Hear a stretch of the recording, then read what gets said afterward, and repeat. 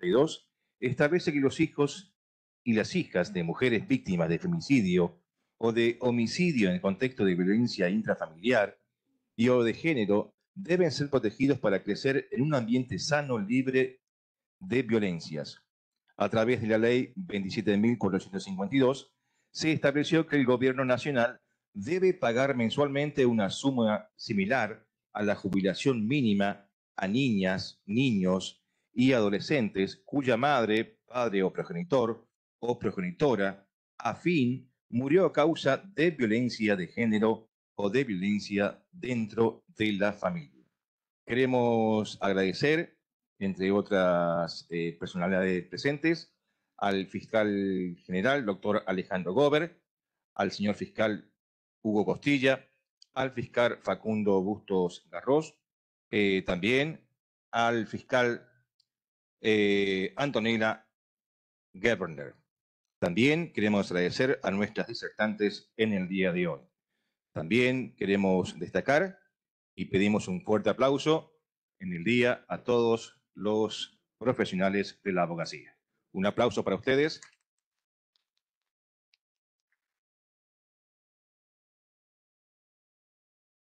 Seguidamente hará uso de la palabra a través de la Subsecretaría de Programas Especiales contra la Violencia por Razones de Género, la doctora Carolina Barsky.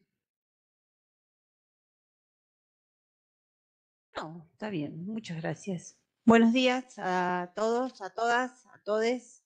Feliz día de les profesionales de la abogacía. Es raro, ¿no? Porque a veces nos felicitan, pero a veces, no sé cuánto nos da un poco de vergüenza en cuanto a lo que podemos dar como profesionales de la abogacía. Agradecer también profundamente a la Escuela de Capacitación Judicial de Catamarca por esta invitación, a los y las compañeras del CDR, a Julio y al Colegio de Abogados, pero quizás antes de empezar nosotras a contar un poco la reña, es preguntarles rápidamente quiénes son ustedes, simplemente para saber con quién estamos conversando. Recién mencionaba a que hay fiscales y fiscalas presentes, pero seguramente hay compañeros y compañeras de otras áreas, y es importante, sobre todo para mostrar lo que venimos a contar nosotros, la importancia de articular para implementar políticas de Estado, ¿no? Así que simplemente digo, ¿de dónde son?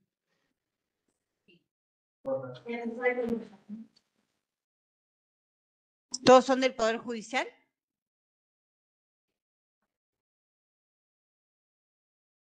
Bien. Muy bien.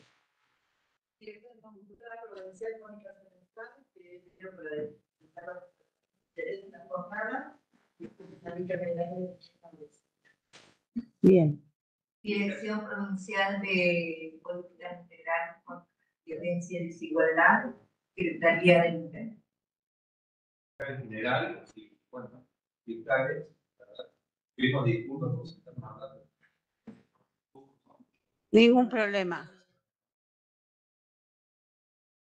Bien. Van a ser los primeros que les pregunten. Bien. Coordinadora del programa de Derecho de las Mujeres. Fiscal penal de la tercera circunscripción de acá del interior de Catamarca. Bueno, mucho Poder Judicial, cosa que es muy importante para la implementación de la reña. Y ahora las compañeras van a contarles. A mi lado está Natalia Chinetti, ella es directora de abordaje de casos de femicidio, travesticidio, transfemicidios y delitos contra la integridad sexual del Ministerio de las Mujeres, Géneros y Diversidad. Y Aldana, que es una compañera de la Secretaría Nacional de Niñez, Adolescencia y Familia. Y falta en la mesa alguien de ANSES, que lamentablemente no pudieron venir, pero tanto la ANSES como la Secretaría Nacional de Niñez, Adolescencia y Familia y el Ministerio de Mujeres, Géneros y Diversidad integramos la Comisión Permanente de Seguimiento, que es la comisión que se encarga de de trabajar lo que es el acceso a la reña para niños, niñas y adolescentes, niños, niñas y adolescentes, hijes de víctimas de violencia de género intrafamiliar. Nada, yo voy a ser muy sencillo en lo que voy a manifestar, porque las compañeras van a hacer una explicación de lo que es la ley. Simplemente me interesa transmitir la importancia de trabajar de manera articulada. Esto es una política nacional, pero que requiere de una articulación y un trabajo constante con las áreas de niñez, con las áreas de género, con los poderes judiciales locales, porque muchas veces se requiere de documentación, de resoluciones judiciales, ahora ellas van a hacer una referencia, pero que van para generar una inmediatez para el acceso a derechos. Y en estos tiempos que estamos atravesando en contexto electoral como el que atraviesa la Argentina, es muy importante señalar la importancia de mantener los derechos conquistados. Esto es una ley y del 2018 y con un decreto del 2019 que, como van a ver, lo que logramos desde que nosotras asumimos en la gestión el Ministerio de Mujeres, Géneros y Diversidad, nacido en diciembre del 2019, que se sumó a un trabajo que venían realizando la CENAF y ANSES, porque el ANSES es la boca de ingreso para poder acceder a este derecho.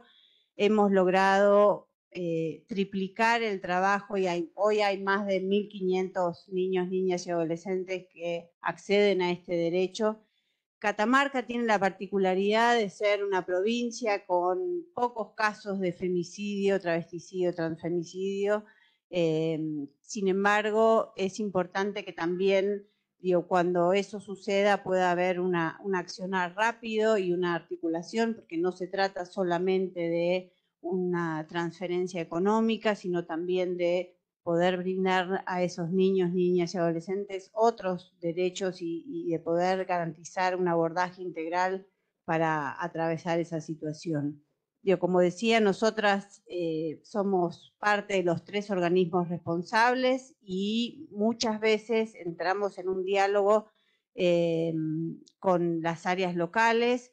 Los 3 organismos, el Ministerio de Mujeres, la CENAF y ANSES, tenemos representantes en cada uno de los territorios. En el caso de la CENAF está el centro de referencia y tiene puntos focales. En el caso del Ministerio de las Mujeres, Géneros y Diversidad, nuestra compañera que está a cargo de un equipo interdisciplinario con profesionales de trabajo social, de la abogacía y de la psicología, que son nuestra pata territorial en cada una de las provincias, y ANSES, que por supuesto tiene sus oficinas regionales, pero siempre estamos articulando con las áreas de género, con las áreas de niñez, con la justicia sobre todo, porque muchas veces necesitamos de la colaboración de la justicia para, por ejemplo, tramitar la guarda en el caso de las niñas, o justamente también para poder mostrar que es un caso de violencia de género o de violencia intrafamiliar. La idea es que entre aunar los esfuerzos y en una articulación permanente poder garantizar y acompañar a las familias de víctimas de femicidio.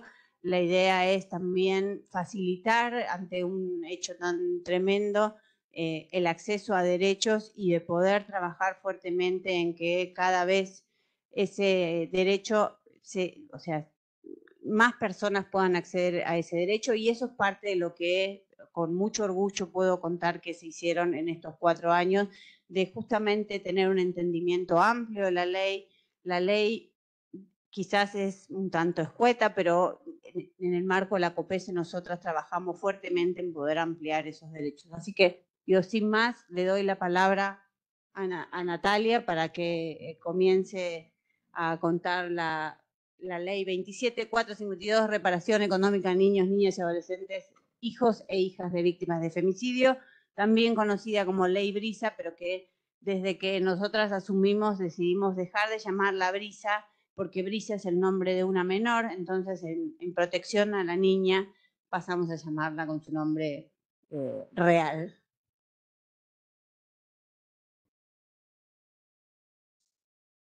¿Se escucha ahí? Bueno, buenos días a todas y a todos. Muy contentas de poder estar aquí en esta instancia con ustedes. Contarles que para nosotras es muy importante poder venir a los territorios y conversar tanto con, bueno, con operadoras y operadores del sistema de justicia como con diferentes organismos del Poder Ejecutivo que de alguna manera u otra tienen algún tipo de incidencia para que estas niñas y niños que han atravesado una situación tan compleja como es la pérdida de una madre a causa de violencia por motivos de género, muchas veces con un padre preso, o situaciones de violencia intrafamiliar, entonces en donde han perdido a su padre y su madre, en todo caso, es la que está privada de la libertad.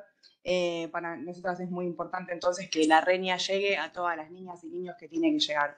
Como decía Carolina, efectivamente Catamarca es una provincia que uno podría decir que con números globales en relación a lo que establece o nos indica el registro de femicidios de la Corte Suprema de Justicia de la Nación, tiene pocos números, pero lo cierto es que a nivel poblacional es una provincia que tiene un alto grado de muertes violentas por motivos de género. Entonces también nos parecía importante poder venir acá y contarles, además de hacer un recorrido por lo que es la ley y el decreto reglamentario, que no es muy difícil en todo caso su interpretación, pero sí poder conversar sobre la relación que esta reparación tiene con otras políticas públicas que están destinadas justamente al abordaje de las violencias extremas por motivos de género. Entonces, luego pasamos al PowerPoint, pero también decirles que nos parecía fundamental justamente que, como les decía antes, este encuentro con operadoras y operadores, con diferentes trabajadoras y trabajadores de los órganos de protección de niñez, de área de género,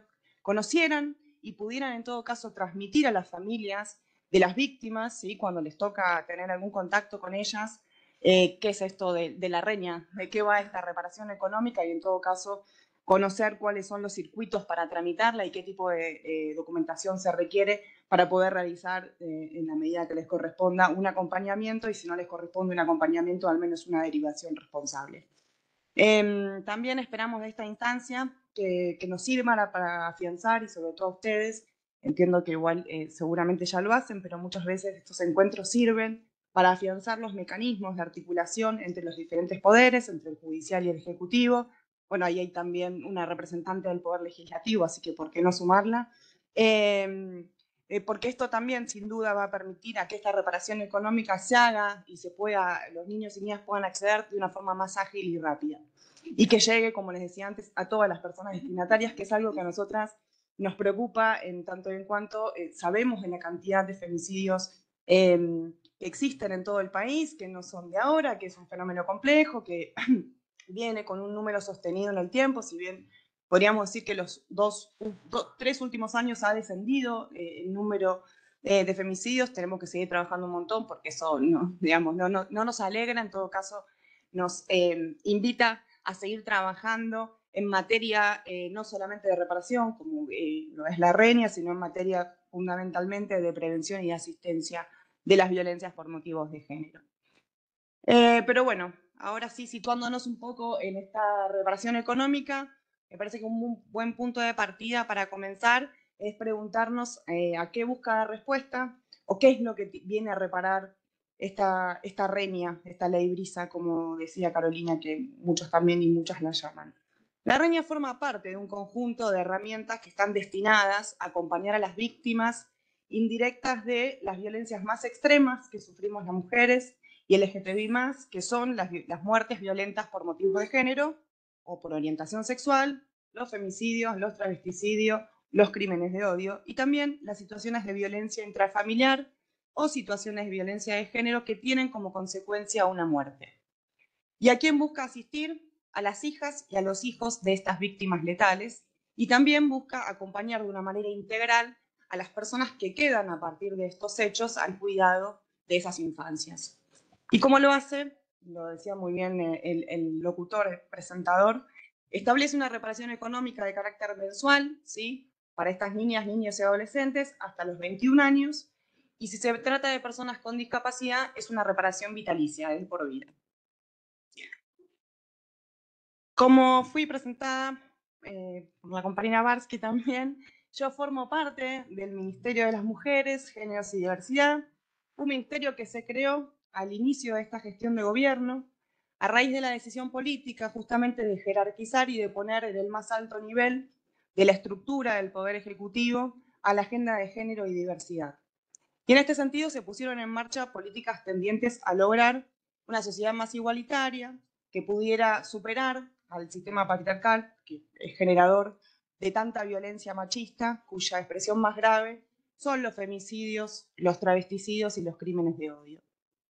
En materia de violencias extremas, se creó en el ámbito de nuestro ministerio, es más, fue el primer programa que se creó en el ministerio, un programa que está destinado al acompañamiento a familiares y a personas allegadas de víctimas de muertes violentas por motivos de género, que se denomina Programa de Apoyo Urgente y Asistencia Integral Inmediata para Casos de Violencias Extremas, el PAU. A lo mejor aquí algún área de género alguna vez le ha tocado tramitar alguno. Me gustaría detenerme, aquí está, unos minutos en este programa para contarles de qué se trata, porque es importante que lo conozcan, también que lo conozcan las operadoras y los operadores judiciales, porque muchas veces son ustedes los que primero tienen contacto con una familia y esto puede servir justamente para poder canalizar o como insumo, para poder canalizar las demandas concretas que estas familias tengan, sobre todo teniendo en cuenta el momento tan difícil que están atravesando al momento cero de la pérdida, por ejemplo, de una hija a causa de un femicidio. Este programa tiene 5 prestaciones.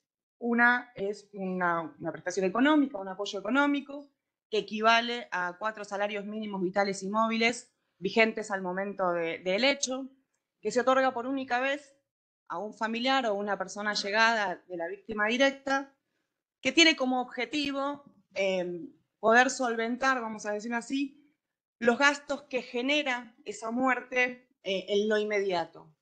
Ahora bien, acá me gustaría hacer una aclaración que tiene que ver un poco con lo que Carolina decía y que yo les vengo diciendo de la necesidad de la articulación.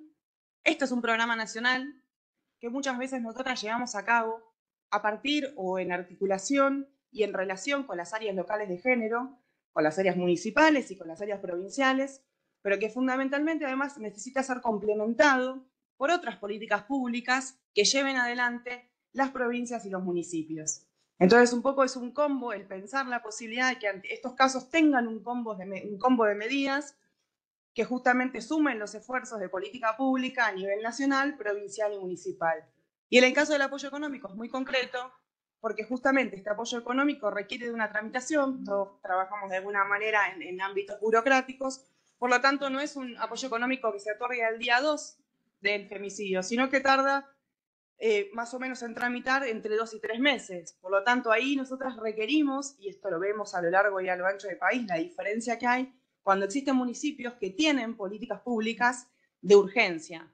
Y lo voy a decir así en tanto directora de femicidios, no es lo mismo que un municipio pueda hacerse cargo o no de un sepelio, no es lo mismo que un municipio pueda llevar un bolsón de comida a esa familia, no es lo mismo que un municipio tenga un área de protección de las infancias que pueda justamente rápidamente articular para ver a cargo de quién quedan esos niños.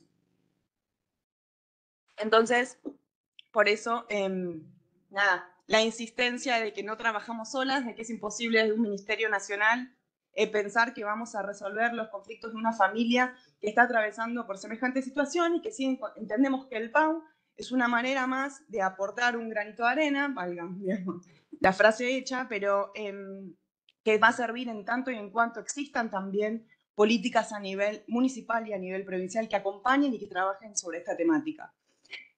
Luego el PAU también cuenta con asesoramiento legal, ¿sí?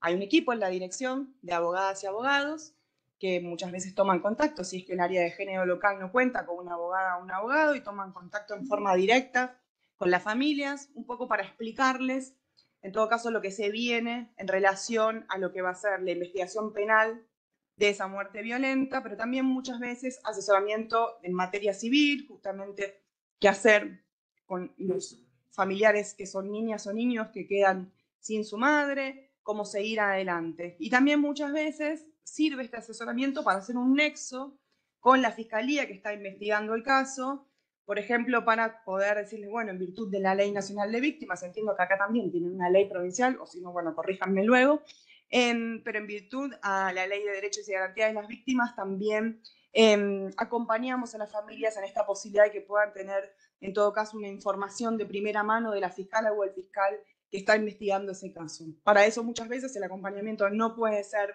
de forma presencial por nuestra parte, pero sí lo hacemos en articulación con las áreas de género, o hoy nos permite la virtualidad también pensar en reuniones entre familias, fiscalías y la dirección de manera virtual.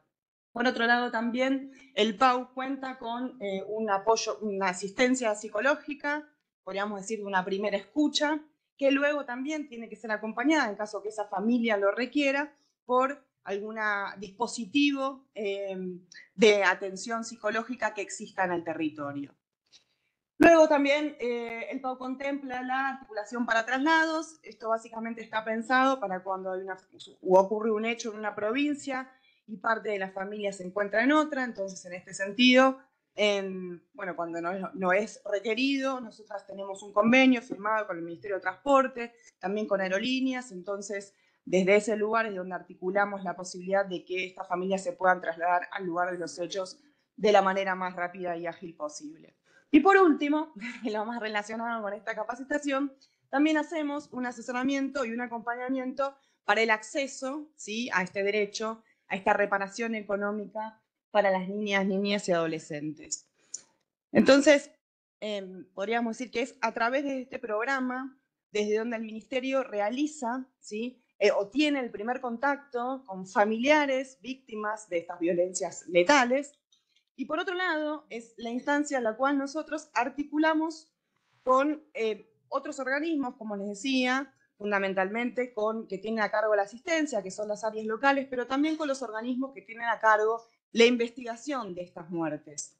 ¿Y cómo lo hacemos? Me refiero justamente a fiscalías o juzgados, dependiendo del sistema procesal de la provincia, pero nosotras ante cada femicidio presentamos una nota, ¿sí?, en la causa donde se está investigando ese hecho, justamente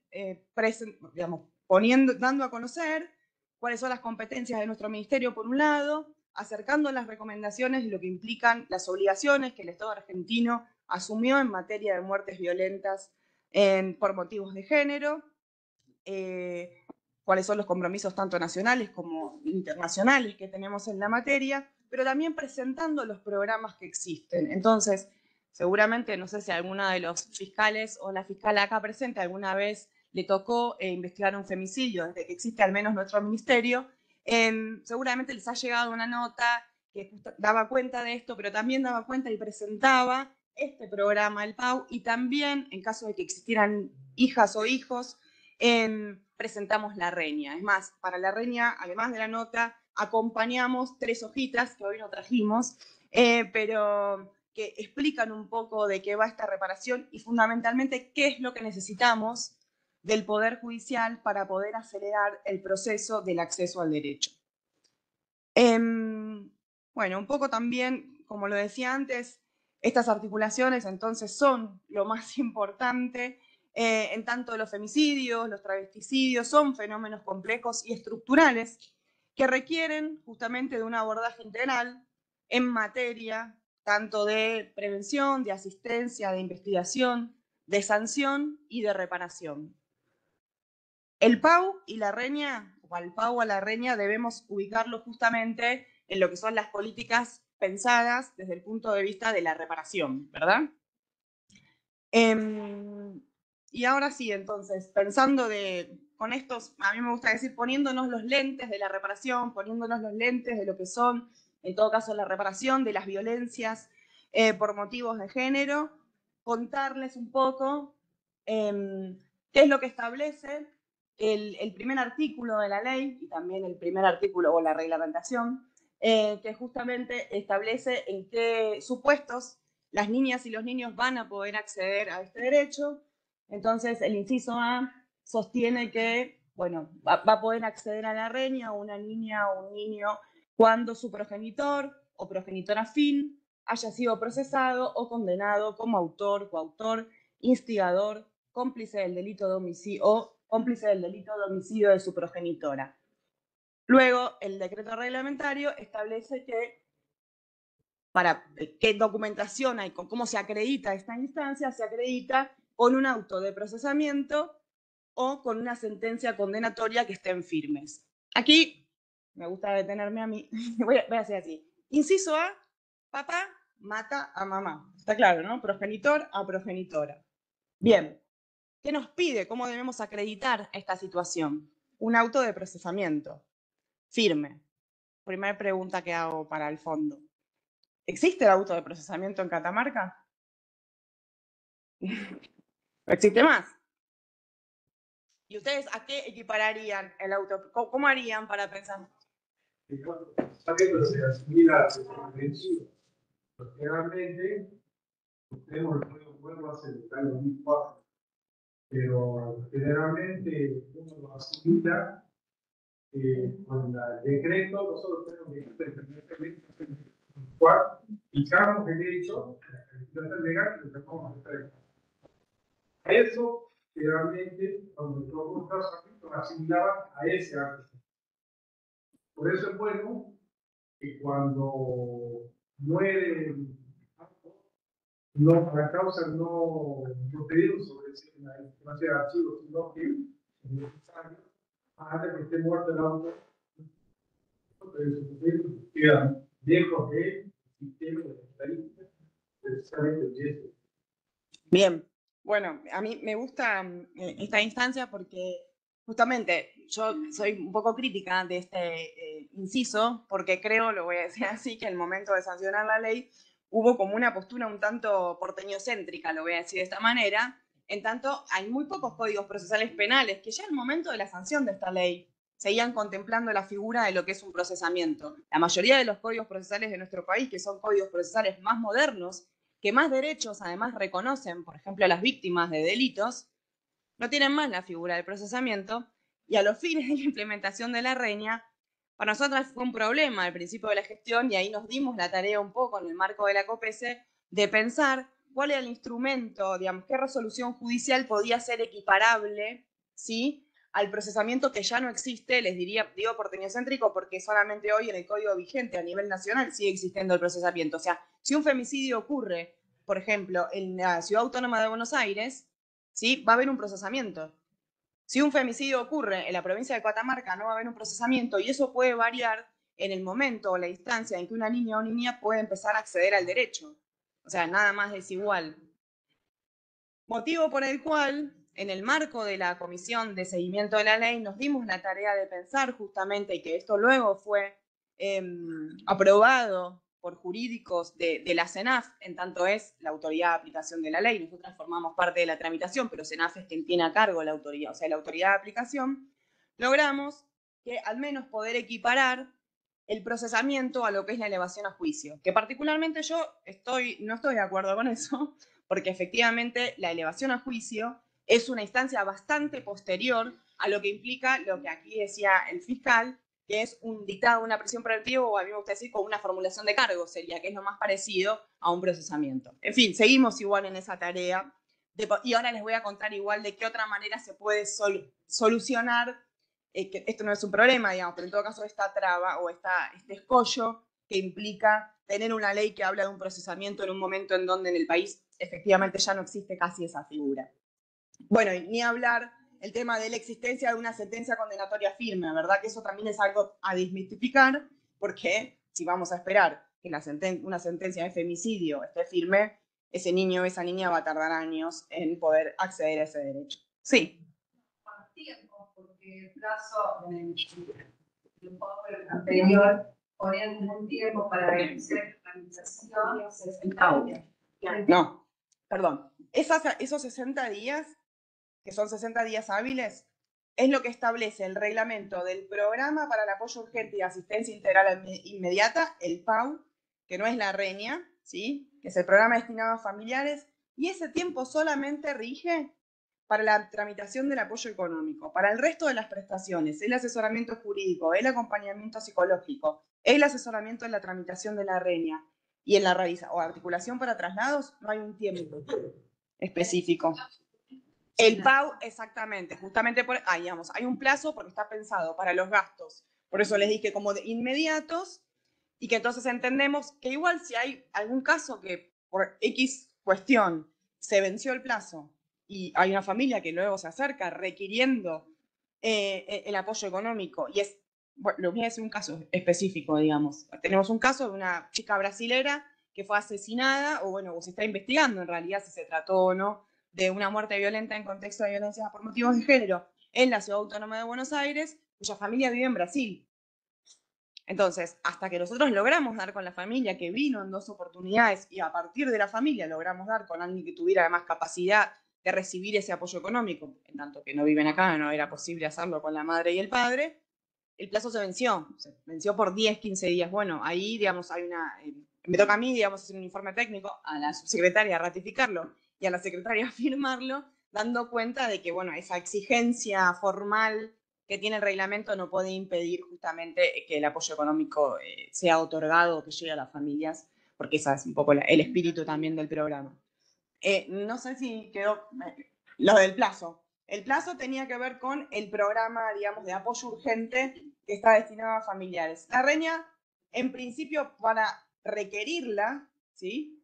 No hay un plazo, pero sí, después lo vamos a explicar, digamos, como yo les dije antes, seguramente muy rápido, porque hablo muy rápido, esta reparación la perciben los hijos y las hijas hasta los 21 años, ¿sí? Entonces, si estamos hablando de una persona que tiene 16 años, empieza a cobrar la reña y a los 21 la reña se corta, no se percibe más, salvo que se trate de una persona con alguna discapacidad, que entonces sí, esta reparación económica va a ser de forma vitalicia, ¿sí?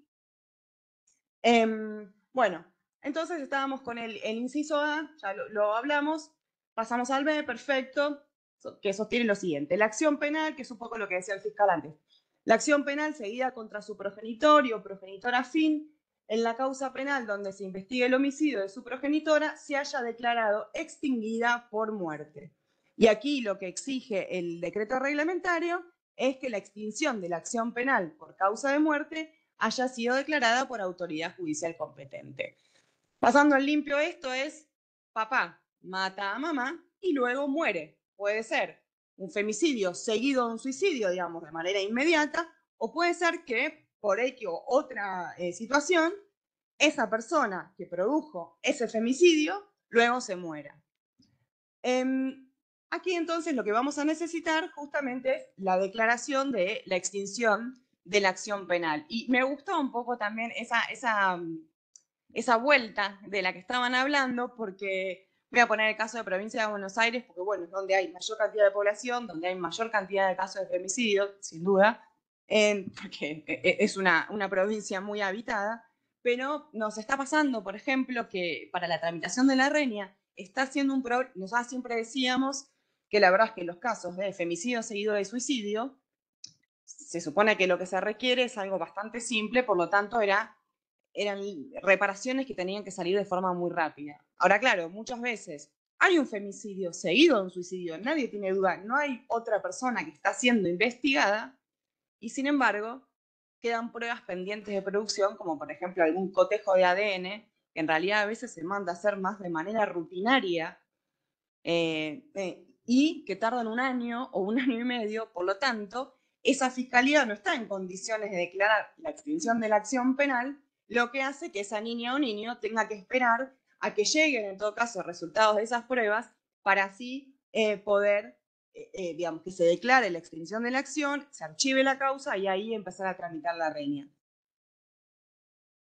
Lo digo porque este es otro punto que a veces encontramos como traba, ¿sí? En situaciones en donde, ¿por qué digo? Efectivamente, no está habiendo otra persona investigada, efectivamente, el hecho demuestra que se trató, ¿sí?, de una muerte violenta en un contexto de violencia por motivos de género, y sin embargo, por cómo está planteada la ley, que está como muy atada y muy ligada a lo que es también la suerte, al menos estos 2 primeros incisos, de la persona responsable del hecho, eso limita un poco la posibilidad del acceso de forma más rápida a la reparación.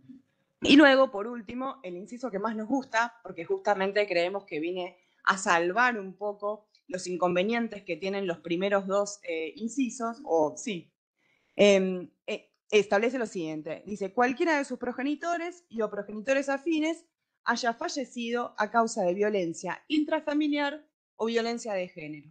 Y el decreto lo que establece que para acreditar esto, la causal de fallecimiento por violencia intrafamiliar y o de género tiene que ser determinada por autoridad judicial competente. Entonces aquí un poco es donde este inciso nos permite, ¿sí?, pedir y requerir muchas veces de las fiscalías intervinientes que justamente nos certifiquen, ¿sí?, que esa muerte se ha producido a causa o en un contexto de violencia por motivos de género sin tener que dar cuenta de cuál es la suerte de la persona responsable. ¿Se entiende la diferencia?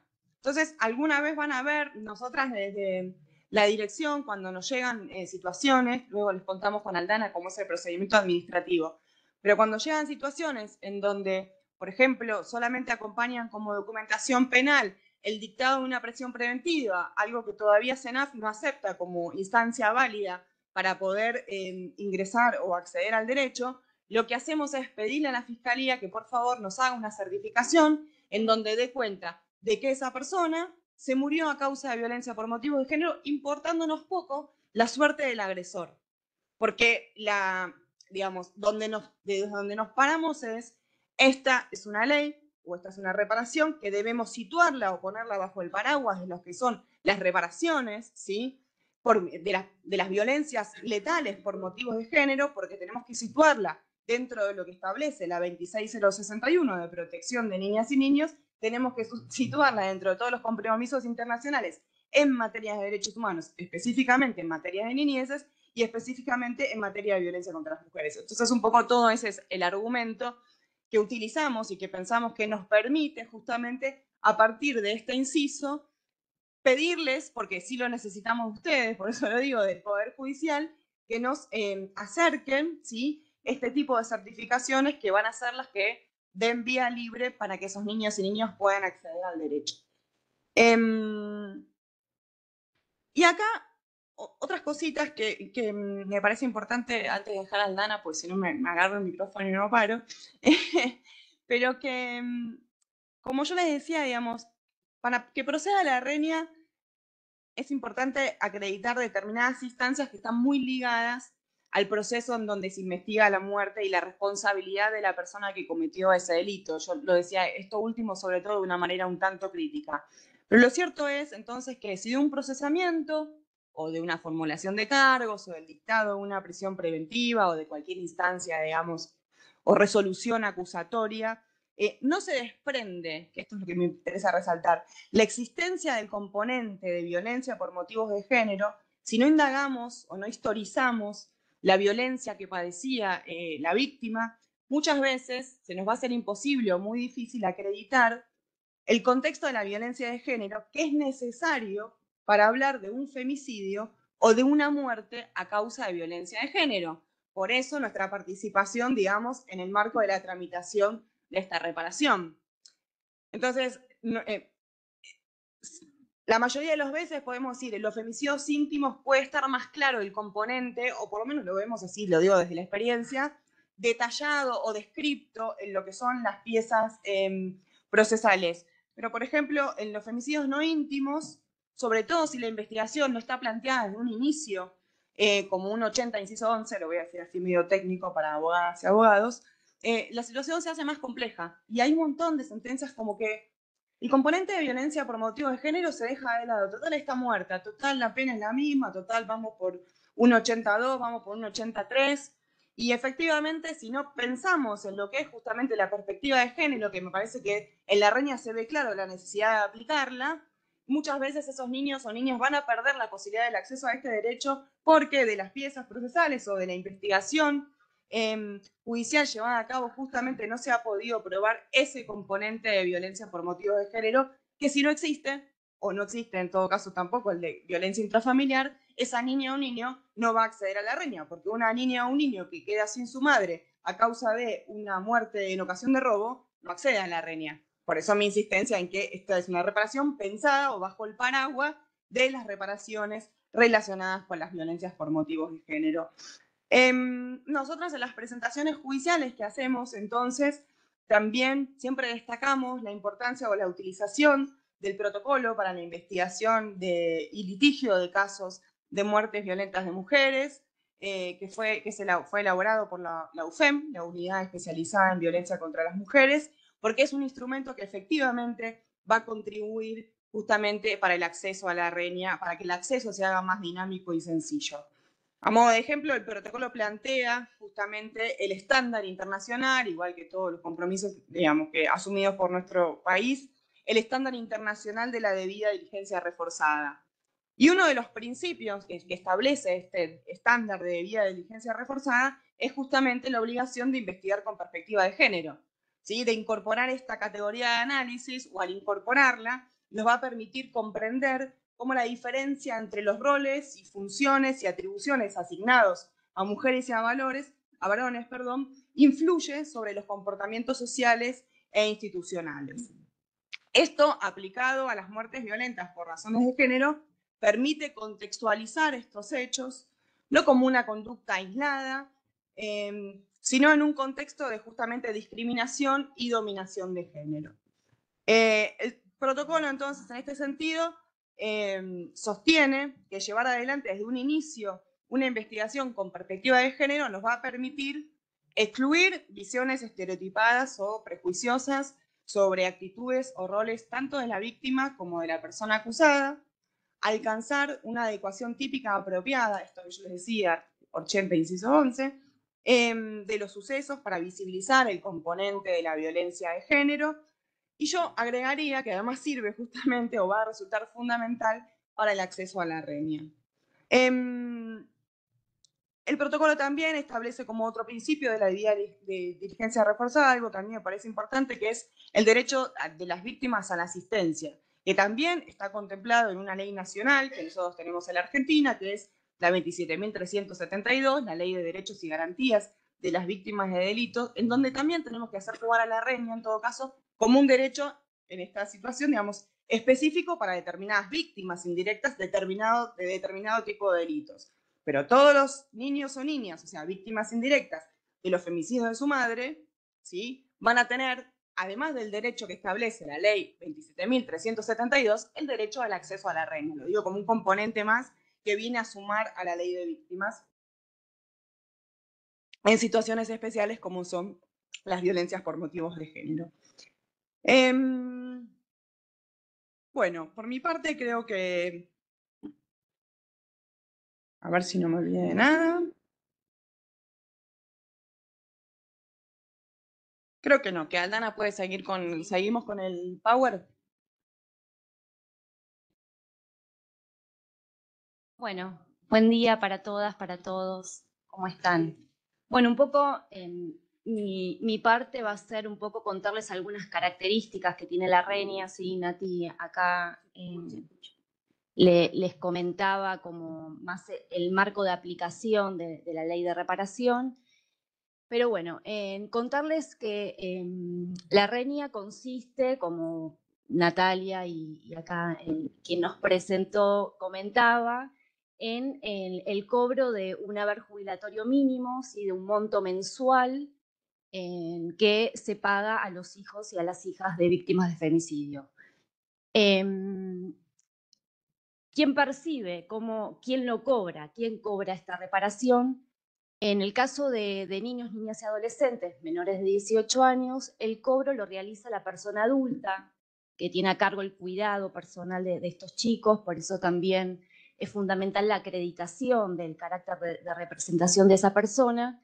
Y en casos de personas ya titulares, nosotros cuando hablamos de titulares siempre nos referimos a los niños, niñas y adolescentes y jóvenes hasta los 21 años, ya lo perciben por ellos mismos sin necesidad de que haya una representación.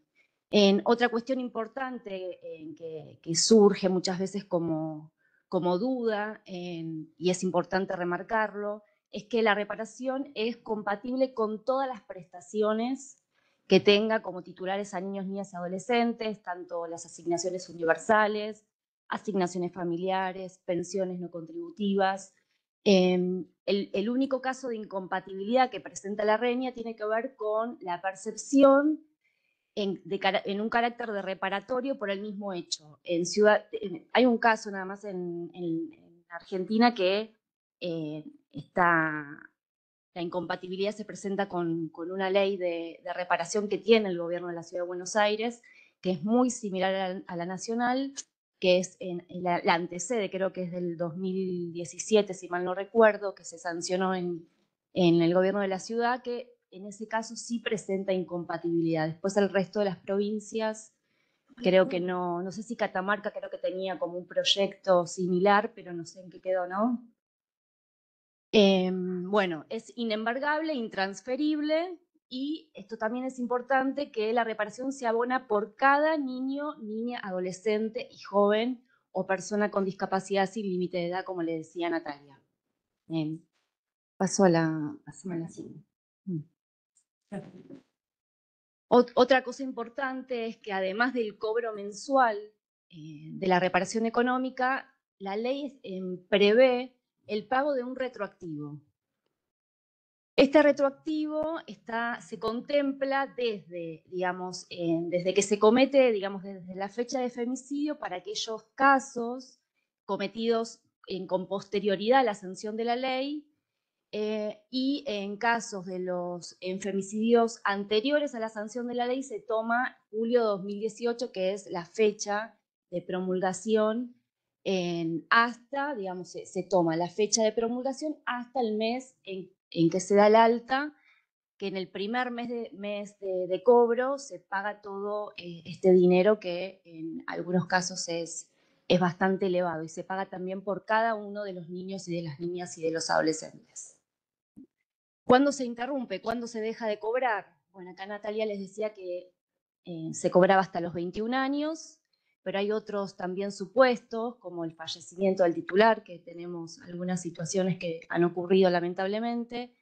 Cuando hay un sobreseimiento, una absolución, pero en este caso, bueno, nosotros no tenemos ninguna situación que haya sucedido, digamos, que se haya cesado el pago por sobreseimiento, pero sí, digamos, entender que tiene que ver con que digamos, se demuestre que esa muerte no se dio en un contexto de violencia de género, ¿no? Y en otro supuesto de extinción de la reparación tiene que ver con la ausencia interrumpida por parte del titular en un plazo mayor a 2 años del territorio argentino.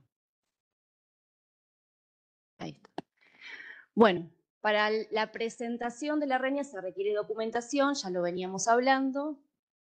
Con respecto al titular, al niño, niña, adolescente, se le pide el DNI, bueno, la partida de nacimiento, que es lo que nos va a permitir acreditar el vínculo de este niño, niña, adolescente con la víctima. Y en el caso que tenga una discapacidad, el certificado único de discapacidad, que tiene que estar vigente, y en este caso también es importante comentarles que en estos casos de discapacidad, la discapacidad, digamos, tiene que haber sido declarada con anterioridad al hecho, o demostrar que esa discapacidad se dio como consecuencia del hecho de femicidio. De hecho, tenemos varias situaciones en donde, digamos, quizás la discapacidad se acreditó con posterioridad, y lo que se solicita ahí quizás es alguna documentación complementaria, algún informe psicológico cuando hay cuestiones que tienen que ver con cuestiones más emocionales, pero bueno, siempre se intenta como buscar la forma de acreditar la relación de esa discapacidad con el hecho de femicidio u homicidio en contexto de violencia intrafamiliar. Sí, ahora lo digo todos juntos. Del representante. Bueno, en este caso es solo para menores de 18 años. Se le solicita el DNI y la documentación legal, digamos civil, que acredite el carácter de representación de esa persona adulta que está ejerciendo el cuidado, ¿no? En este caso tenemos la guarda, bueno, todas las figuras de cuidado que establece nuestro Código Civil, la guarda, la tutela, la adopción, También, bueno, en el caso que sea el progenitor quien solicita, porque no siempre es el progenitor de ese niño quien cometió el delito, no, por supuesto, no tiene que presentar nada de esto, se acredita simplemente con la partida de nacimiento. Pero bueno, sí es importante comentarles que acá tenemos como es uno de los nudos problemáticos que tenemos en el momento del acceso, precisamente, bueno, porque las guardas tienen un vencimiento, tienen un plazo de un año, prorrogables por un año más, y después hay que ya encuadrar dentro de alguna figura mucho más permanente, y bueno, acá es como uno de los problemas que más tenemos, sobre todo en la dilación que vemos en las resoluciones.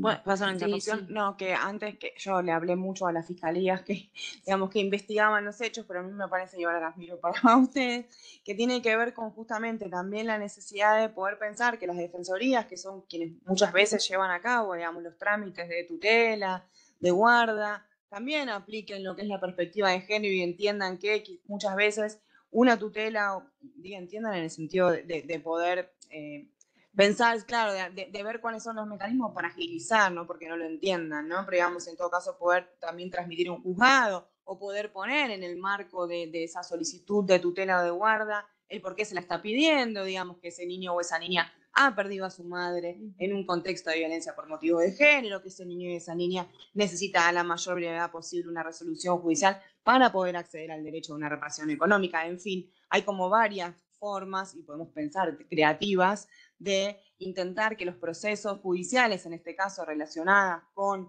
las resoluciones judiciales que van a otorgar las diferentes figuras de cuidado, digamos, se agilicen, porque vemos y notamos que en todo el país esto realmente es un escollo. Muchas veces tenemos la documentación penal, pero no contamos con la documentación civil. Sumar también, no sé cómo es en Catamarca, la verdad pido disculpas, pero digamos, no en todas las provincias las defensorías, por ejemplo, son quienes llevan a cabo una guarda o una tutela, supónganse porque, no sé, los abuelos se han quedado a cargo al cuidado de esa niña o de ese niño y resulta que tienen un auto y una casa, entonces hay determinadas defensorías públicas que si hay una persona que tiene un bien, es titular de un bien inmueble, no pueden prestarle el servicio de la defensa pública, nosotras entendemos y para eso también, bueno, quizás ya no somos nosotras, pero quienes estén, esperemos que en la gestión del nuevo Ministerio de Mujeres, Géneros y Diversidad de la Nación, en la próxima gestión de gobierno, y que nadie piense en que no sirve para nada tener un ministerio de esos, pensar y ponernos a disposición para generar convenios o mismo con SENAS, digamos, que den cuenta de que como, por ejemplo, para las situaciones de niños o niñas que han quedado sin su madre, ese tipo de exigencias que por lo general tienen muchas de las defensorías, no aplican, digamos, ¿sí? Esto quiere decir, cualquier hijo o hija de una víctima de femicidio tendrá derecho a la defensa pública para la tramitación de lo que fuera, digamos, cualquier adulto responsable que esté a cargo de una hija o una hija víctima de una víctima de femicidio tendrá acceso a la defensa pública. Lo digo porque tenemos algunas experiencias en el marco de la provincia de Buenos Aires, en el marco de algunos municipios, de algunos departamentos judiciales de la provincia en donde eso funciona y quizás a veces ni siquiera alguien se lo plantea porque no es muy conocido este derecho y un poco también la idea de esta instancia es, si tienen la posibilidad, pensar si es que aquí en Catamarca eso es una limitación de cómo sortearlo. Perdón que te haya interrumpido, pero me parece importante. Inclusive, digo, me parece que también excede un poco la aplicación de la RENIA, o sea, pensar que la posibilidad de contar con esa documentación también implica el acceso a otros derechos, como puede ser el acceso a una obra social, ¿no? Cuando la persona que queda al cuidado trabaja, digamos, de forma registrada. Bueno, la asignación familiar, la asignación universal, digo, le permite también el acceso a otros derechos que por supuesto exceden a la RENIA y le da también cierto cuidado jurídico que de otra manera no lo tendría. Pero bueno, sí, en SENAF creo que tenemos alrededor de 40 solicitudes observadas, detenidas, digamos, sin posibilidad de aún aprobar, precisamente por el tema de las dilaciones que tenemos en las guardas, aún haciendo la articulación con las defensorías, enviando nota a los juzgados. Sin embargo, siguen demorando en la resolución, que inclusive el código presenta otras figuras, como es la tutela especial, en que quizás se puede evitar en todo digamos, todo el tiempo procesal que requiere el otorgamiento de una tutela. La tutela especial es mucho más acotada, más específica, que también se puede tener en cuenta al momento, o digamos, para estos casos específicos quizás del cobro de la renta. Bueno, con respecto al hecho, bueno, Natalia un poco lo hacía referencia cuando explicaba lo del artículo primero. En este caso, lo que se requiere es el auto de procesamiento, el auto de elevación a juicio o la resolución de la extinción de la acción penal y la partida de defunción.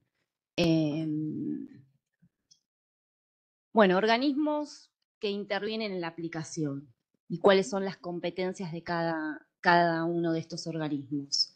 Como les decíamos, o sea, la implementación de la REña tiene la particularidad que somos 3 organismos del Estado Nacional que intervienen. Si bien parece como muy engorroso, la verdad que en estos 4 años hemos podido articular, trabajar conjuntamente de manera, yo creo que es una de las cosas a destacar del trabajo que nos fuimos dando. Pero bueno, interviene ANSES en lo que tiene que ver con la tramitación administrativa y el proceso de pago, que se hace a través de cuenta y orden de la CENAF. Y es importante también saber que a través de las ANSES, que son las UDAI, que están en todo el territorio argentino, es la boca de ingreso, es donde se presenta, es el primer acercamiento, digamos, que tiene la persona con la tramitación de la REña, se hace a través de la UDAI. La ANSES lo que hace en este caso es la recepción de la documentación y genera un expediente electrónico a través de un sistema que se llama GDE, que lo utiliza el Poder Ejecutivo Nacional, y ahí le pasa vista al Ministerio de las Mujeres, que lo que hace el equipo del Ministerio de las Mujeres es darle este encuadre en el artículo primero, ¿no? El inciso A, B y C, con una mirada también con la perspectiva de género que Natalia les comentaba. Y luego de eso pasa a la Secretaría Nacional de Niñez, que es la autoridad de aplicación, y lo que hacemos desde CENAF, además de evaluar la documentación y bueno, ver que esté todo correcto, nos ponemos en contacto con las familias, tomamos una entrevista. El equipo de CENAF tiene psicólogas, trabajadores sociales y una abogada, intentando un poco conocer cuál es la situación singular de esa familia, cómo está ese niño, cómo está esa niña, cómo está esa persona que está ejerciendo el cuidado, qué necesidades, un poco relevar qué situaciones están atravesando y cómo de esa manera poder ir articulando con otros organismos en territorio y darle un abordaje más integral a la REña, ¿no? Bueno, COPESE. La COPESE es la Comisión Permanente de Seguimiento, que como acá Carolina también les comentaba, está integrada por los 3 organismos y tiene por función, esta comisión la crea el decreto reglamentario y tiene por función el monitoreo y el control del régimen de reparación económica y además, esto un poco lo agregamos en esta gestión, en la posibilidad de llevar situaciones complejas que por alguna situación, por alguna incongruencia o por la propia omisión de la ley, como Natalia les comentaba, con respecto a las piezas procesales que no se tenían en cuenta, quedan por fuera o excluidos de la posibilidad de acceder a la reparación. Y en este sentido, sobre todo en el 2020, durante la pandemia, que un poco nos obligó a todos a revisar nuestro trabajo y ver cómo readecuábamos nuestras funciones y cómo continuábamos trabajando pese a las limitaciones de poder movernos y estar en nuestros espacios de trabajo, nos dimos un trabajo de revisión, de evaluación del procedimiento. Hay un procedimiento que es compartido por los 3 organismos que un poco encuadra y nos hace de guía el laburo que vamos haciendo cada uno de los equipos. Y sobre todo lo que nos propusimos es, bueno, evaluar en qué puntos nosotros veíamos que este procedimiento estaba operando de alguna forma como obstáculo en el acceso. Estos son algunos puntos más sustantivos que incluimos y que modificamos, que creo que fueron efectivos, que terminaron impactando con posterioridad en la cobertura, ¿no? Y en la cantidad de titulares que se fueron sumando a la RENIA. Yo me quedo con el tema, para mí lo fundamental fue haber removido los plazos. O sea, el procedimiento anterior establecía plazos muy rígidos con respecto a la documentación que se observaba, se le daba a la persona 30 días hábiles para subsanar, se lo notificaba de lo que se observaba de la documentación, se le daba 30 días hábiles, y en 30 días hábiles no resolvía, el trámite se desestimaba, se archivaba, la persona tenía que volver al ANSES con la documentación correcta, iniciar nuevamente el expediente. Así que de movida sacamos todos los plazos y al día de hoy no hay plazos para la subsanación, todo lo contrario, lo que se hace es precisamente acompañar ese proceso de subsanación, tanto el Ministerio de las Mujeres como CENAF, el Ministerio de Mujeres en lo que respecta a la documentación penal, CENAF en lo que respecta a la documentación civil y otro tipo de documentación, como sea partida de nacimiento, partida de defunción, documentación, bueno, en cualquier en observación que tenga la documentación, intentamos acompañarla, digamos, no recae la responsabilidad quizás en la familia, ¿no? que era un poco lo que sucedía anteriormente, sino que, bueno, se intenta acompañar e intervenir para poder lograr la subsanación. No, yo voy a agregar a esto que porque se dieron cuenta que somos medio fanáticas de lo que hemos podido conseguir en cuanto a la articulación con los 3 organismos, pero también porque me parece fundamental desde dónde lo miramos.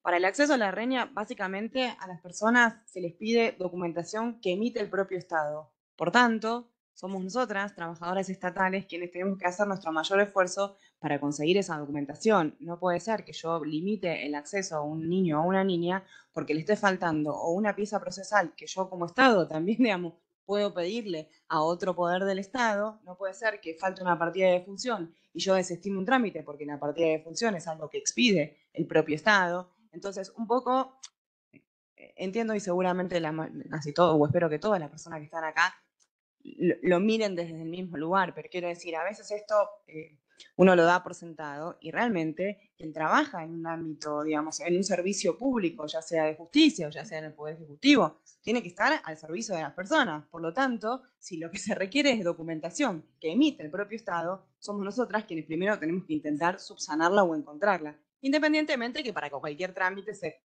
pidan acreditaciones, perfecto.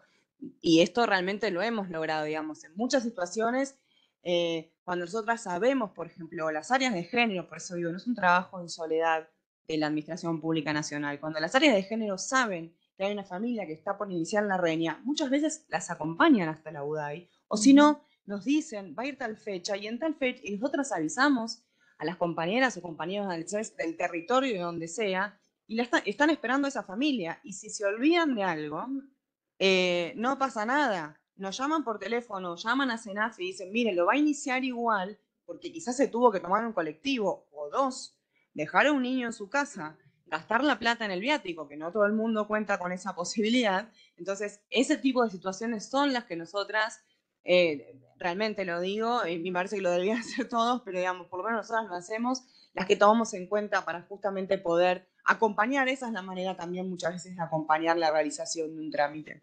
Sí, de hecho hay familias. Sí.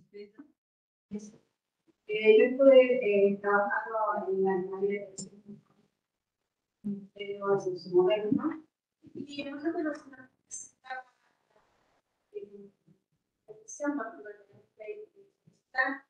de la curatela.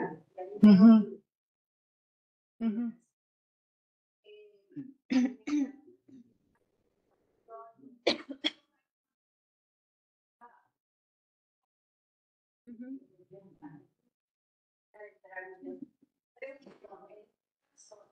puede presentar porque un poquito mejor analizar. Puede presentar en las antes, bueno, un juzgado,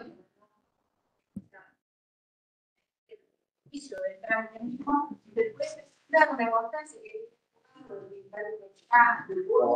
Sí. Sí, pero bueno, sí, bueno, si Anselo lo recibe, ahí después vamos a pasar los teléfonos. La SUDAI, no, bueno, por eso. Eso es otro trabajo que es interesante que nos digan esto. Cuando yo dije desmistificar, y Carolina también, digamos, desmitificar, yo sé que quizás hay alguna SUDAI en donde la información no es que no llegue, quizás no se recuerda, lo voy a decir de esta manera, porque efectivamente nos ha pasado que en algunas situaciones, en algunas localidades, estaba este mito de que para acceder a la reña se necesitaba una sentencia definitiva. Esto no es así. Vos me estás diciendo ahora que esta información puede venir de alguna UDAI. Eso está mal, es incorrecto.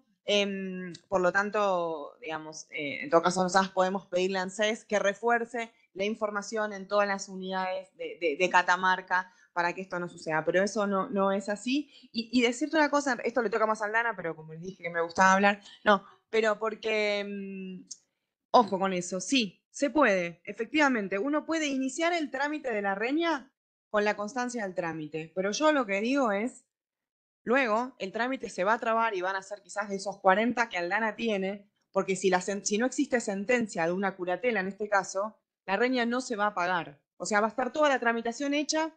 Y esto también, en relación a una curatela, no sé, pero a veces tiene una lógica. Nosotros desde la dirección somos los primeros que nos apuramos, como tenemos contacto desde el momento 1 con los femicidios, digamos, yo soy obsesiva y todo el equipo que compone la dirección de decir, bueno, listo, a la reña, tramitemos, digamos. Es verdad que el día, a veces, ¿no? Pero digamos, al día 1 de un femicidio, una familia queda totalmente trastocada.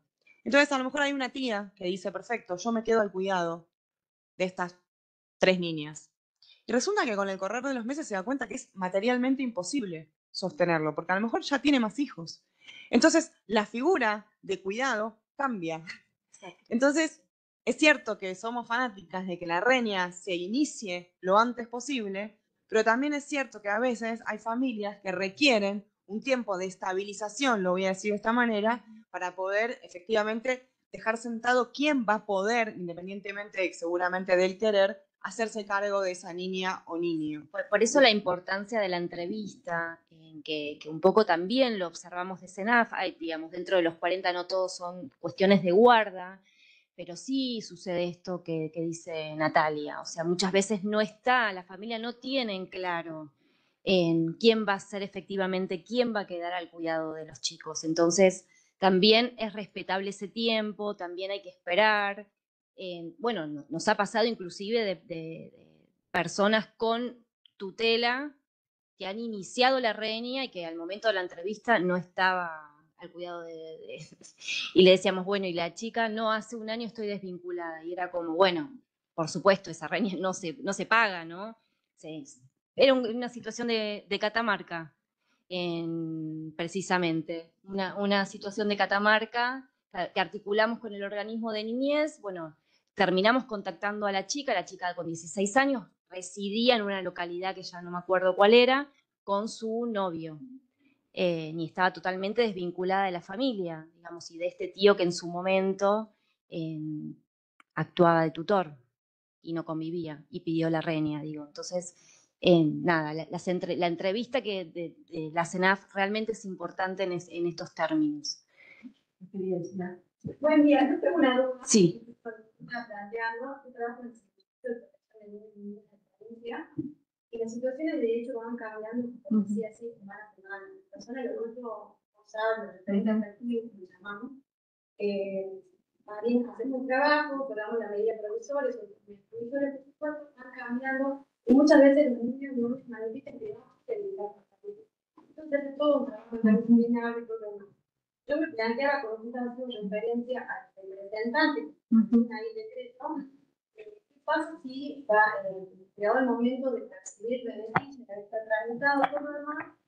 El representante acá es otra persona no obstante que tenga el acto administrativo de una medida de protección integral o un acta de resguardo, lo que fuese, porque lo que tiene que tener en definitiva, según lo que entiendo que dijo la colega, es que el trámite se inicie, pero no va a ser pagado hasta que no tenga una resolución judicial firme.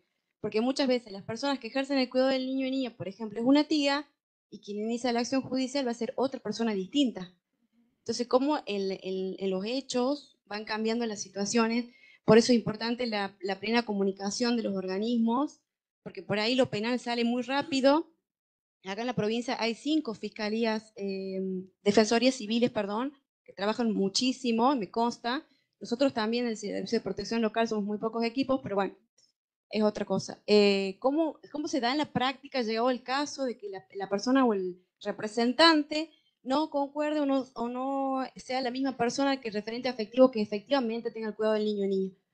¿Qué sucede ahí? Digamos, si el pago de la reña no está bien, está muy atinada la pregunta. Se efectiviza, digamos, lo cobra quien, digamos, tiene la representación y y los chicos pasan a convivir con otra persona, lo que sucede ahí es que se suspende, o sea, ni bien nosotros tomamos conocimiento, que muchas veces es a través del organismo de niñez, a través de la defensoría o del propio juzgado que nos lo notifica, se suspende el pago y se espera hasta que la nueva persona, digamos, que está ejerciendo el cuidado, tenga la guarda y después se reanuda el pago con el nuevo representante. Lo que sucede muchas veces también es que directamente los juzgados nos piden el depósito en cuenta judicial. Entonces se abre una cuenta judicial, nos notifican a nosotros y nosotros reanudamos el pago en la cuenta judicial directamente, ¿no? Que es otra de las formas que ¿Quién va a ser responsable del seguimiento? Porque sí.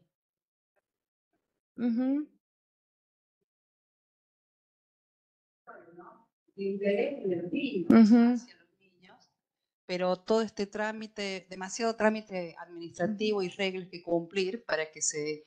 ¿Y quién supervisa eso? Digamos, Es otra sumar otra actividad, que bueno, que si bien acá, como dijo la doctora, no tenemos todos los organismos, la comunidad, los niños, o sea, nosotros hacer también, ser interdisciplinario, es una tarea más, pero ¿quién es la persona que, digamos... Sí, digamos, no se hace control sobre los fondos que se... No, pero me refiero a la ¿no? persona Claro, responsable. en ese sentido, digamos, la utilización, no hay control sobre la utilización de los fondos. Lo que sí hay es un acompañamiento por parte de SENAF durante la tramitación y el otorgamiento, y lo que se está haciendo es, una vez que esto se implementó a partir del año pasado, cuando ocurre digamos, con los femicidios de larga data, digamos, en la medida que nos vamos enterando y que se van tramitando, se hacen las entrevistas y en general las familias resuelven, digamos, tienen resuelto en su cotidiano, el ejercicio de su cuidado, digamos, el niño está en el colegio, salvo que haya una intervención de los organismos de niñez locales que nos lo notifiquen de que haya sucedido algo. Y en los casos de los femicidios más recientes, digamos, lo que se está haciendo es que el Ministerio de Mujeres notifica a la CENAF y CENAF hace una derivación, una solicitud de intervención al organismo de niñez. Nosotros avisamos a la autoridad provincial de niñez y bueno, después la autoridad provincial la baja a los municipios para que se realice el contacto, el acompañamiento, la asistencia necesaria y se vea en qué condiciones están y con quién quedaron estos chicos. Esto es un poco digamos... Una pregunta. Buenos días, una pregunta. ¿Qué pasa cuando este grupo de hermanos queda repartido entre varios familiares? Es decir, cada familiar a cargo cobra por ese niño, hay un responsable. Cada representante legal de esa niña o niño, veamos, será quien cobre por esa niña o ese niño. Salvo que se trate de un adolescente entre 18 y 21, que como les decía antes Aldana, lo cobran por sí mismos. Una cosa a agregar a lo que decía Aldana, que yo me olvidé cuando les conté lo que hacíamos al momento 1 de un femicidio, además de contactar al área local, desde la dirección, quiero decir, ¿no? Además de mandar las notas a la fiscalía donde investiga el hecho, efectivamente mandamos una nota a SENAF cuando sabemos de la existencia de hijos o hijas, dando, digamos, justamente poniéndolas en conocimiento del hecho, de en qué lugar ocurrió el hecho, de cuál es la fiscalía que interviene, pero además, digamos, si hay un área de género, interviniendo cuál es el área de género que interviene para que ellos puedan darle a su vez, poner en conocimiento al órgano de protección de derechos local, pero que sepa el órgano de protección, a quien, digamos, la idea no es que avancen con la familia, ¿no? Así para a los fines de evitar la sobreintervención, pero sí que sepan en todo caso en territorio quién, supónganse área de género de San Fernando del Valle de Catamarca, bueno, perfecto. Número de teléfono, mail, para que entre organismos puedan articular. Y un poco ahí en contestación a esa pregunta, que yo no entendí si era antes o después del cobro de la reña, si se trata de quién hace el seguimiento con anterioridad al acceso al derecho, es parte de una de las prestaciones del programa que les presenté al principio, entonces es la dirección a mi cargo quien hace el seguimiento con las familias, ¿sí? Más allá del apoyo económico, de ver justamente que puedan ir juntando y recolectando la documentación que es necesaria, y muchas veces ni siquiera se lo pedimos a la familia, sino que lo hacemos desde la propia dirección, mandando nota o llamando por teléfono, muchas veces luego reforzando con una nota a la fiscalía interviniente, del mismo modo que lo hacemos también con las defensorías o juzgados civiles, más allá de que en realidad efectivamente, como decía Aldana, esa también es una instancia posterior que por lo general son ellas quienes, o SENAF, quien se encarga de la pata de la documentación civil. Y ahí problema para articular entre los organismos, y con ANSES nos pasa particularmente con todos los programas, no solo con este, sino con Progresar y demás. En ANSES hay algún, desconocemos cómo funciona internamente la UDAI, pero ¿hay algún área específica o no? Porque pasa de que a mí en el caso de esta ley, me pasó que la partida de nacimiento le faltaba el número de DNI de la mamá. Estaba el nombre, pero... Y ahí comienzan. La persona ni siquiera le ingresa el trámite, sino que empieza, bueno, vaya a la defensoría, vaya... Y además de la tragedia que ya están afrontando, van bollando organismo por organismo, cuando tranquilamente podrían haber realizado, digamos, la articulación con el registro civil. Entonces, el ANSES cuenta con un área técnica específica. Hay posibilidad de que la persona, cuando se le diga que no, o al menos para mí debería haberse ingresado el trámite, que le puedan dar el asesoramiento técnico ahí. Sí. Mira, ahí te adelanté el Power solamente para que vean cuáles son los contactos. Hay un mail específicamente del SENAF, hay un mail nuestro, ahí de reparación, que forma parte de la dirección. Hay un mail del ANSES. Tienen la línea 144 para llamar, tienen la 102 también. ¿La 144? Sí, la 144. A ver, y como dijo Natalia, No. Si se trata de un tema específico, digo yo, ¿no? La UDAI no me atendió o me pidió tal cosa, yo recomiendo que manden un mail, y si quieren a los tres, o sea, justamente con copia a los tres organismos, porque quizás la compañera o el compañero de la línea 144 no va a tener en el momento preciso, o sea, nos va a derivar la demanda, ¿se entiende? Cuando ustedes mandan por mail, yo les puedo asegurar que esos tres mails son los que usamos nosotras para conversar, digamos, cuando no usamos el teléfono. Así que son mails donde rápidamente les van a responder. Igual nosotros los llevamos, me parece que también un poco estas instancias sirven para esto, digamos. Si ya 2 veces escuchamos que nos están transmitiendo que quizás hay alguna UDAI que está teniendo algún tipo de complicación o que la información no está clara, hay un equipo en el ANSES, que por lo menos el que viene a la COPESE, que es súper comprometido con todo lo que implica la reña, que siempre justamente se contactan con nosotras cuando la UDAI de territorio se contacta con ellas para ver de qué manera no hacer que la gente se vuelva a su casa, porque somos conscientes de que alguien o sea, que ir a hacer un trámite ya es un escollo. Tenés que ir y volver y encuentro, o sea, entonces, eso por lo menos lo contemplamos desde que formamos parte de la COFESE. Luego a veces, bueno, sucede, bueno, mejor. Pero sí, nos llevamos un poco la tarea también de poder conversar con ANSES y explicarles esto que se están contando. Sí. Mi preferencia no es crítica, es todo lo contrario, el trabajo que hacemos diario es de la adenda, que tiene un plazo de 1 año, y yo tenía entendido que no tiene un plazo.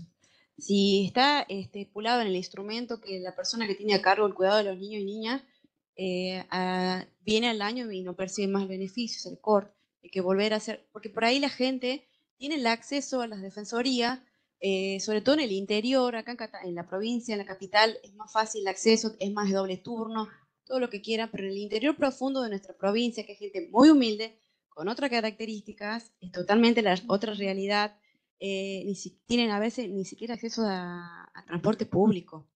Gente que no sabe hacer un trámite, yo he trabajado en el interior profundo, gente que no sabe hacer un trámite en capital, entonces se trata de, bueno, obviamente, de ejercer nuestro trabajo mejor que podamos, pero por ahí de facilitar esos trámites tan tediosos, sobre todo en ANSES, como acá planteaban las colegas, eso también habría que revisarlo, el tema de la adenda.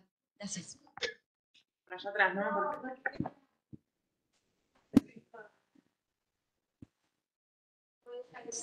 Ahora en el ANSES existe un área que es el RENAPER, por ahí a lo mejor articulando con ellos dentro de la misma UDAI, solucionar el tema de lo que es DNI o algún dato específico que esté faltando. Ahí el RENAPER es Ministerio del Interior, pero muchas veces hacen operativos conjuntos RENAPER y ANSES. En eso retomo algo de lo que dijo Natalia.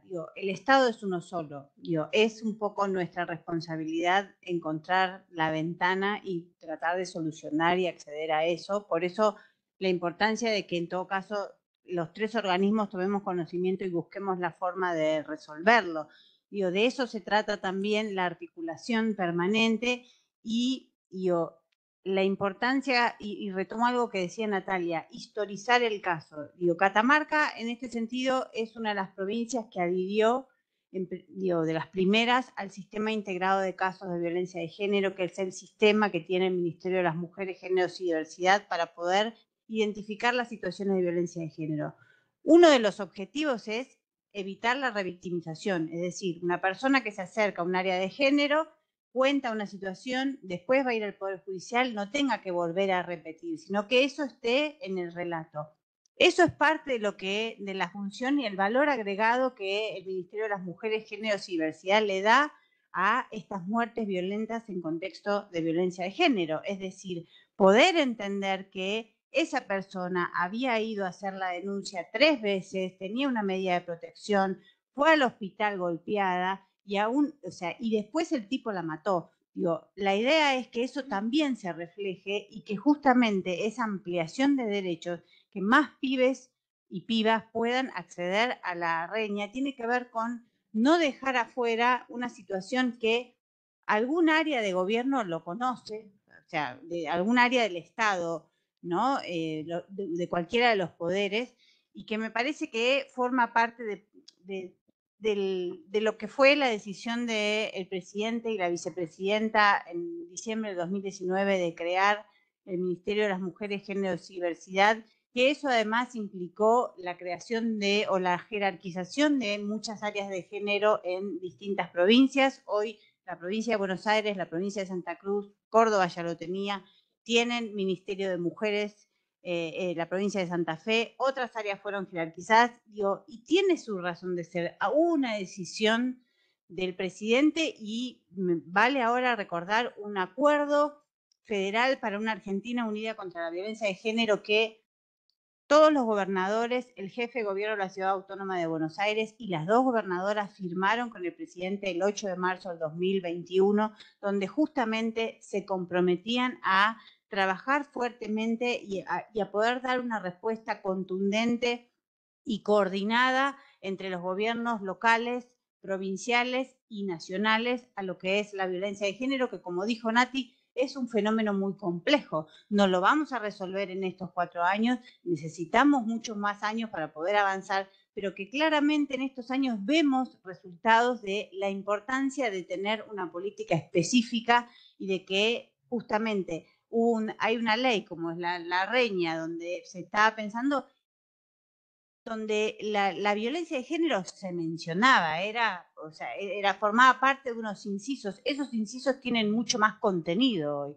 Esos incisos mostraron que las situaciones de violencia por motivos de género eran mucho más que mamá mató a papá, ¿no? Y en ese sentido me parece que estos espacios también muestran la importancia de poder mostrar la complementariedad, y el Poder Legislativo también puede sumar a esta lógica de políticas complementarias, y en eso vale el ejemplo de la provincia de Chaco. Chaco tiene una legislación o una política que es como la pre-reña. Hasta que sale la reña, la provincia acompaña en esa asistencia integral para los niños, niñas y adolescentes, que una vez que sale la reña, así como la Ciudad Autónoma de Buenos Aires tiene su propia ley reña, y es incompatible con la ley nacional, la provincia de Chaco generó una política que es, bueno, mientras tanto, hasta que se pueda avanzar hasta que salga la guarda definitiva, la provincia se hace cargo. Y de eso se trata, poder pensar en complementar, y como decía Natalia, que el municipio pueda pagar el sepelio es un montón, y le saca de la cabeza el problema a la familia de tener que pensar cómo va a enterrar, que además, si ese cuerpo tiene que ser examinado y se tienen que hacer pericias, necesita un espacio, en un cementerio, no pueden, hay un montón de situaciones, y lo cierto es que nosotras hemos advertido en todo este tiempo que, si bien es cierto que hay un número descendiente, como decía Natalia, de los femicidios, y un número que a veces se da de 20, hoy el dato de los femicidios es el registro de la Corte Suprema. El registro, la Corte publica en junio de cada año vencido, ¿no? Entonces, a lo que es el 2022, que fueron 226 femicidios, 2021 231, 2020 251, hay un índice descendiente. Eso tiene que ver porque estamos todas nosotros trabajando fuertemente en la prevención, en la asistencia y en el abordaje y en la protección de las violencias por motivos de género. Y hay un Estado presente, un Estado local, provincial y un Estado nacional que está trabajando fuertemente en eso. Bueno, la idea es seguir sumando. Y parte de lo que, como decía antes, del Acuerdo Federal para una Argentina Unida contra la Violencia, que firmaron gobernadores, gobernadoras y el presidente de la Nación, tiene uno de los puntos, además de la adhesión al sistema integrado de casos, además de la adhesión al sistema URGE, que es el del Ministerio de Seguridad, promover que el Poder Judicial de cada provincia avance con las transformaciones necesarias para la incorporación de la perspectiva de género a su funcionamiento, realice las capacitaciones que correspondan para actualizar sus prácticas, y que en particular establezca mecanismos y circuitos de trabajo que aseguren una rápida, coordinada y especializada gestión de los casos de violencia por motivos de género. Realmente hoy que podamos estar conversando con el Ministerio Público Fiscal, con las defensorías, con las áreas de género, es un montón, y va a agilizar, porque somos nosotros, personas hoy circunstancialmente funcionarios y funcionarias, que somos quienes tenemos que resolver las situaciones. La ley me dice una cosa, pero está un poco en mi voluntad, y como decía Natalia y contaba Aldana, lo que hicimos fue juntar buenas voluntades, es decir, resolvamos, avancemos en esto, y si me está pidiendo un papel, mira, recibirle los papeles a la señora, después lo buscamos, y se trata de eso, y eso agiliza, y eso amplía derechos. Y ahí está, hay 1.537 niños, niñas y adolescentes que son destinatarios de esta política de la Reña. Es un montón. Probablemente haya casos que no estén, pero también en eso que empezamos a hacer, donde el Ministerio de las Mujeres toma conocimiento de un caso y comunica a la CENAF, eso tiene que ver con que también cuando ocurra un hecho, y ojalá que no, pero que la provincia toma conocimiento de un hecho, accionar rápido. Digo, aun cuando se trate de un caso de una persona desaparecida, también, digo, y Catamarca tiene un caso reciente de una persona desaparecida que terminó en un femicidio. Hay que accionar rápido. Esa búsqueda también tiene que tener perspectiva de género y tenemos que movilizarnos rápido y en todo caso también pensar siempre, como contaban las compañeras, estamos pensando en los niños, niñas y adolescentes. Ese es el objetivo. Digo, ya llegamos tarde como Estado a evitar la muerte. Bueno, ocupémonos de esos niños, niñas y adolescentes y que tengan el mejor pasar posible. De eso se trata, ¿no? Disculpen, una pregunta en esto de tratar de, como operadores, agilizar los trámites. Entiendo por lo que escuchábamos recién que para poder iniciar el trámite, hasta una constancia de juicio en trámite es válida, ¿sí? No así para cobrar. ¿Voy bien? Bien. Entonces, mi pregunta va directamente a eso. Veía que hay algunas figuras que son aceptadas, por supuesto, que hablan de la representación legal, como ser la tutela, la guarda, y hasta una persona de apoyo o curador, entiendo, en caso de restricción a la capacidad o incapacidad, ¿sí? Ahora, mi pregunta es si lo que se requiere es una sentencia definitiva, ¿sí? En la casuística dada, ¿hay alguna otra figura que pueda haber sido contemplada como ser, por ejemplo, una información sumaria de representación o cualquier cautelar que se pueda iniciar hasta una autosatisfactiva, o solo son específicas y taxativas los tipos de sentencia que digamos que la ANSES o los organismos están aceptando? Digamos, las más habituales quizás. O sea que una tutela especial, o sea, uno claro, que era un poco lo que les decía, la tutela especial, que quizás no es tenida en cuenta en la mayoría de de las figuras, no tenemos muy pocas, y es algo que sugerimos cuando hablamos inclusive con las defensorías. Bueno, anda por la tutela especial. Lo que pasa es que muchas veces ahí también depende de la estrategia que se dé No, seguro, depende del caso y depende también las prácticas tribunalicias. Pero más allá de eso, era encarar bien, digamos, la defensa desde este lado que nos toca, en poder evaluar cualquier figura, ¿sí? Siempre y cuando a ustedes les brinde esa sentencia que están necesitando para poder cobrar. Porque el inicio del trámite todo bien, pero después el tema es cobrar. También en un principio sugeríamos la guarda como medida cautelar. Claro, exacto, eso es lo que se me ocurría al principio. Lo que sucede es que tiene un plazo... Exacto, sí, pero bueno, hasta tanto puede ir cobrando hasta que se determine la figura ya permanente. Gracias. Y la idea de poder, que no sea un motivo de rechazo, digamos, la ausencia de una sentencia de guarda o tutela, también tuvo que ver que fue una de las cosas, antes directamente no iniciaban CES, digamos, si la persona iba, por ejemplo, sucede mucho con un acta compromiso que hace el organismo de niñez con el familiar que queda a cargo, ¿no? Que no tiene ninguna validez, o sea, es un acta firmada por el equipo profesional. ANSES rechazaba, pero ¿qué pasaba? Que al rechazar, la persona se volvía a su casa y nosotros no tomábamos conocimiento de esa situación. Entonces, ahí se decidió, no, bueno, se inicia igual, y que llegue a CENAF, y bueno, ahí asesoramos, vemos con quién articulamos, un poco tuvo esa intención, ¿no? De no perder de vista a la gente que se volvía a su casa sin la posibilidad de iniciar el trámite, por una cuestión que tenía que ver con la posibilidad de acceder a la justicia, ¿no?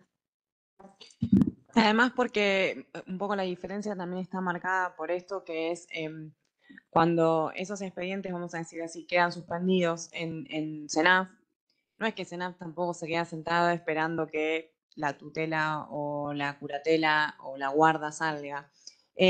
Por lo general, ustedes contactan al juzgado interviniente o a la defensoría, mandan una nota, a veces lo hacemos de manera conjunta, o sea, no conjunta, digamos, lo hace CENAF, lo hacemos nosotras, porque como el ministerio sigue o mi dirección sigue en contacto con esas familias, hay muchas situaciones en las cuales son las abuelas las que llaman y nos dicen, bueno, ¿y qué pasó? Presenté todo. La verdad es que el trámite, si no tiene ninguna observación en el sentido que falta alguna documentación, en ANSES no sé cuánto tarda, pero se inicia y lo mandan, dependerá del territorio, vuelvo así, no lo mandan, además es todo electrónico. Por lo tanto, hay expedientes que entran un día y Carolina, que es la que firma, lo firma el otro. Y luego van a CENAF, o sea, no deberían por qué tardar tanto. El tema es que muchas veces se demoran por esto que... Ahora, esa demora implica un trabajo, una tarea para la CENAF que efectivamente se la dan. Entonces, un poco también ahí está la diferencia, ¿no?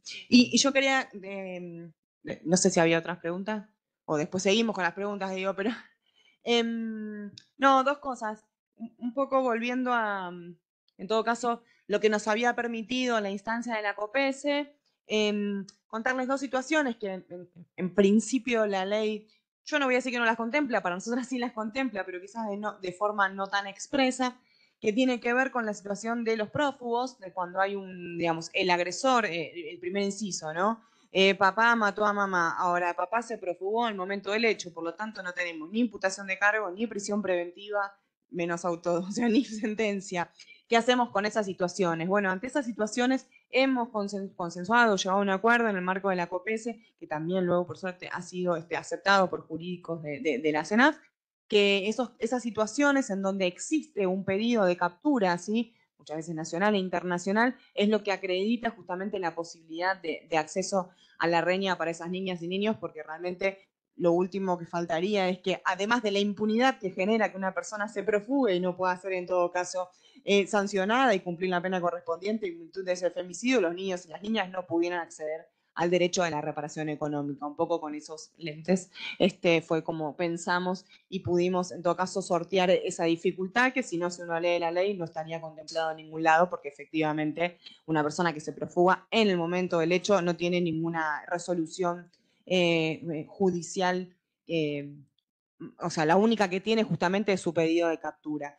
Por otro lado, Carolina lo mencionó también, digamos, rápidamente, las situaciones de desaparición, o sea, donde se sabe que no hay hallazgo, en todo caso, de los restos de una persona, de una mujer que está desaparecida, pero que sí, todo lo que existe en el marco de la investigación penal da cuenta de, uno, que ya no está con vida, y dos, que ese fallecimiento se produjo, digamos, en un contexto de violencia por motivos de género. Esas situaciones, independientemente de que no exista cuerpo, por lo tanto, uno de los problemas no problemas, pero una de las circunstancias que vamos a tener es que no hay partida de función, claramente.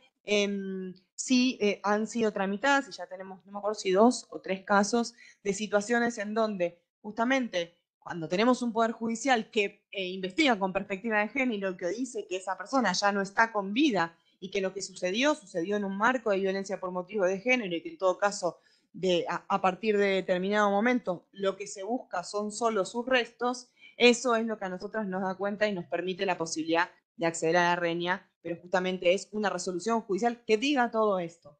A veces las palabras son muy necesarias en ese tipo de resoluciones, sobre todo cuando se trata de contextualizar, vuelvo a decir, perdón por la insistencia, el componente de violencia por motivos de género. He dicho.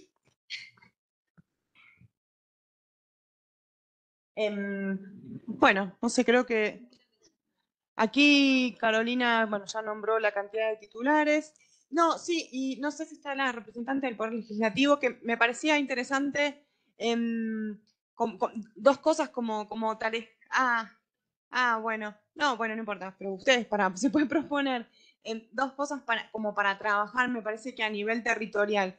Una tiene que ver con la posibilidad de pensar, en todo caso, algunas políticas o leyes provinciales que acompañen en todo caso a la nacional ya existente. Esto lo digo porque, por ejemplo, la única experiencia de una ley igual es la Ciudad Autónoma de Buenos Aires, y me permito decir que mucho sentido no tiene. La Ciudad Autónoma de Buenos Aires tiene varias cantidades de femicidios y sin embargo creo que han tramitado solo 4 reñas. Por lo tanto, digamos, por lo menos no se da una política en la Ciudad de Buenos Aires, más rica a nivel presupuesto también de todo el país, de trabajar en materia de acompañamiento a esas infancias.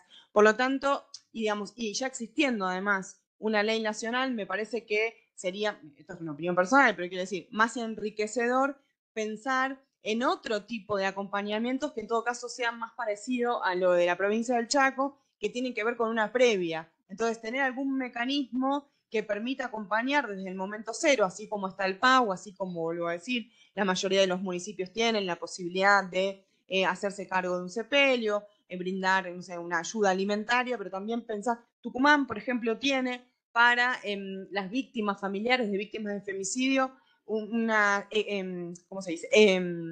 Para los impuestos, para los servicios, luz, gas, teléfono, tiene una extensión impositiva también en relación al transporte público, en fin.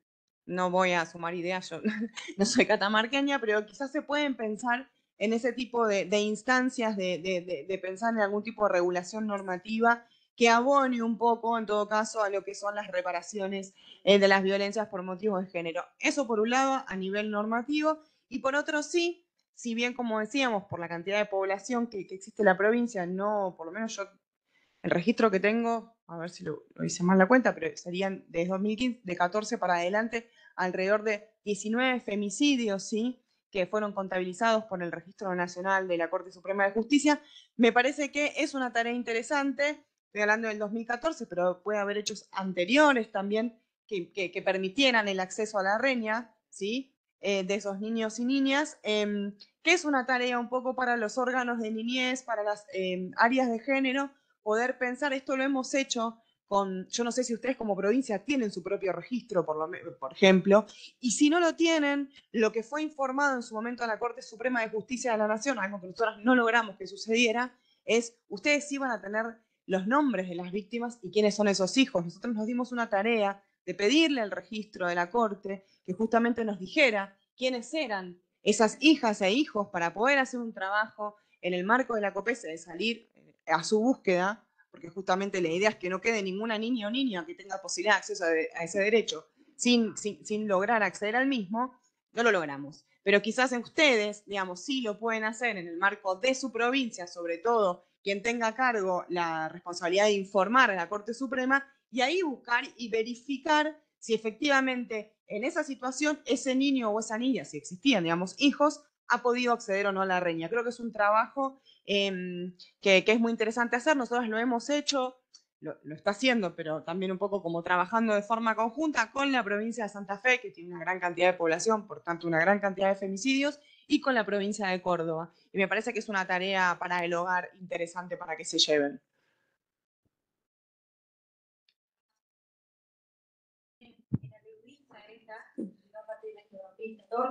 Creo, una de las niñas se llamaba Brisa. Ah, sí, sí. La víctima se llamaba Dayana estaba en el PowerPoint, no lo vimos. Dayana Barrio Nuevo, femicidio en provincia de Buenos Aires del año 2014. Brisa es el nombre de una de las hijas, exactamente, de Dayana.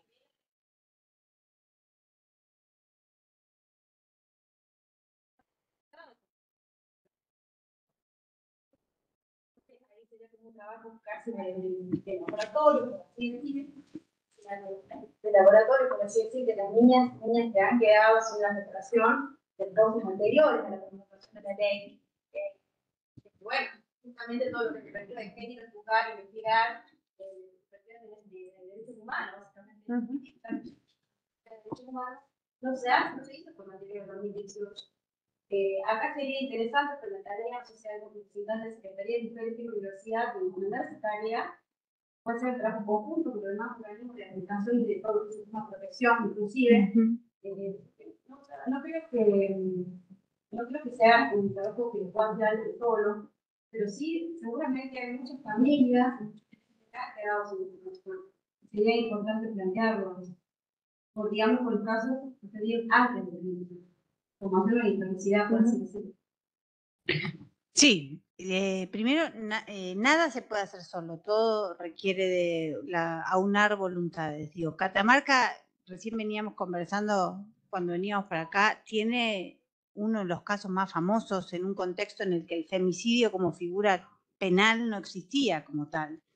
Y en eso parte también de las políticas del Ministerio de Mujeres, Género y Diversidad tiene que ver con pensar políticas de reparación comunitaria, tomando como ejemplo las políticas de derechos humanos, de memoria, verdad y justicia. Nosotras nos dimos una tarea de que, además de las reparaciones económicas, era importante trabajar en comunidad con los gobiernos municipales, provinciales y el Estado Nacional en las políticas de reparación comunitaria, en conocer en los territorios y compartir quién era esa persona víctima de un femicidio desde un lugar más amoroso, de que la familia, amigos, familiares pudieran contar quién era esa persona y no quedara solo en el relato más periodístico de cómo la mataron, qué pasó con su cuerpo, ¿no? ¿Qué es lo que en general sucede? Digo, eso es parte de las políticas del Ministerio de Mujeres de Nación.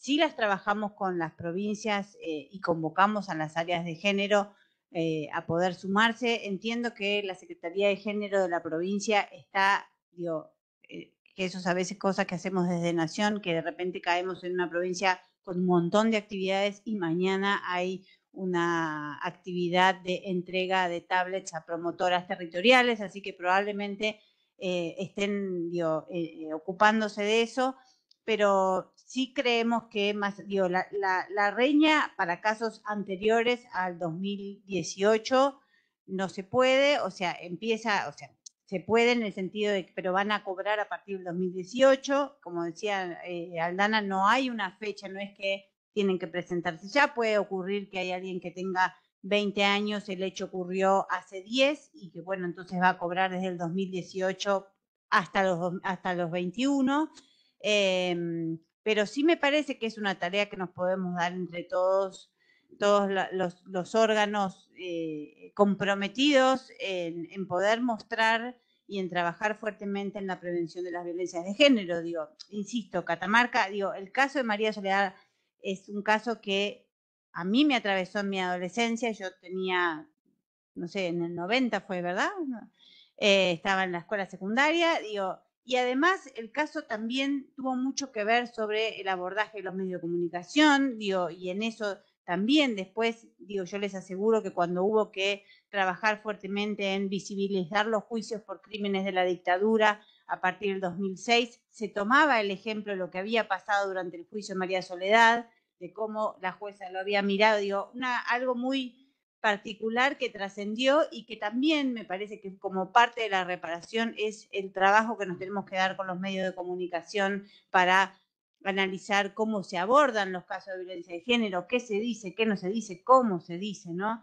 Digo, y en eso me parece sí un lindo compromiso para que todos los poderes del Estado provincial y de los gobiernos locales puedan trabajar fuertemente en la prevención de las violencias de género y en eso, y en poder llegar a otros niños, niñas, víctimas, hijes de víctimas de femicidio, de muertes violentas en contexto de violencia intrafamiliar, que puedan acceder a esta política. ¿Más consultas? Estaba ahí. Le brindamos un aplauso enorme a las doctoras Carolina Balsky, doctora Natalia Secchetti y licenciada Aldana Arias. Invitamos ahora a una pausa, vamos a tomar un café y luego continuamos.